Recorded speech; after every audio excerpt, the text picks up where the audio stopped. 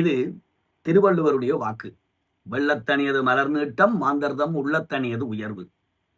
ஒவ்வொரு மனிதனும் தன்னுடைய மனம் எவ்வளவுக்கு விரிவானதாக கொண்டிருக்கிறானோ அத்தகைய வளர்ச்சியை கொள்ளுவான். மிக உன்னதமான மனவிரிவு கொண்ட பெருந்தன்மை மிக்க மனிதனாக இருக்கும் பட்சத்தில் அவன் இந்த உலகத்தில் பெரிய மனிதனாக கொண்டாடப்படுவான். காந்தி தன் தேசத்தை தன் வீடாக கருதினார், தன் குடும்பம் போல் கருதினார். தேசம்தான் அவருக்கு எல்லாம் என்று வாழ்ந்தார். அதன் விளைவாக தேசத்தில் உள்ள அனைவருக்கும் சொந்தமான ஒருவராக, தேசத்தால் துதிக்கப்படுகின்ற தேசபிதாவாக ஆனார்.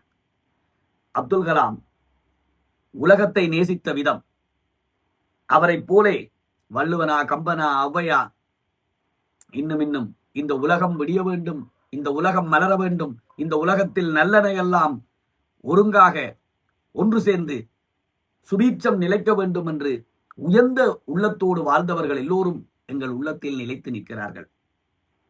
வெள்ளத்தணியது மலர் நீட்டம். குளத்திலே நீர் எவ்வளவு தூரம் உயர்ந்து இருக்கிறதோ அவ்வளவுக்கு தாமரை மலர் நீண்டு வளர்ந்து உயர்ந்து நிற்கும். அதுபோலே ஒவ்வொரு மனிதனும் உயர்ந்த உள்ளம் கொண்டவனாக இருந்தால் அவனது உயர்வு நிச்சயமானது. நாம் உள்ளத்தில் உயர்ந்த உள்ளம் கொண்டவராக வாழப்பழகுவோம். அந்த வாழ்வு, அந்த நல்ல உயர்வு எங்களுக்கு எல்லா விதமான உயர்வுகளையும் பெற்றுத்தரும். இந்த நல்ல சிந்தனையோடு உங்களிடமிருந்து விடைபெறுகிறேன். மீண்டும் ஒரு நல்ல சிந்தனையோடு மீண்டும் சந்திப்போம். சாதனை செய்க பராசக்தி, சாதனை செய்க.